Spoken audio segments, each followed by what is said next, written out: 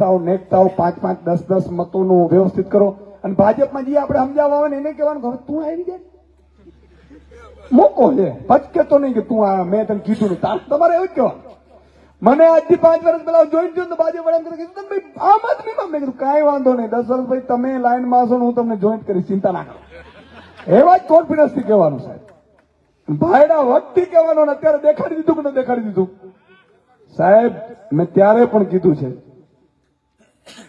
કે ઈસુદાન ગઢવી વહાં ખડા હોતા है जहां लाइन वहां से शुरू होती है. અને બધી નાગરિકોને ફરી છેલ્લે કહીને જાઉં છું કે ક્યાંય મૂંઝાવાનું નથી કોઈ ચમરબંધીથી. એ જેટલા અત્યાચાર કરે ને ખાલી પેન અને કાગળમાં લખી રાખજો. ભાજપના નેતાઓને કહું છું કે ચૂંટણીની સત્તા કાયમી નથી હોતી. આજે બદલી કાલે બદલી જશે. કાયમી કોઈ જીવતો નથી રહેવાનો તો સત્તા તો શું રહેવાની છે? વ્યાજ સાથે વસૂલાત થશે ને પછી રાડો પાડશો.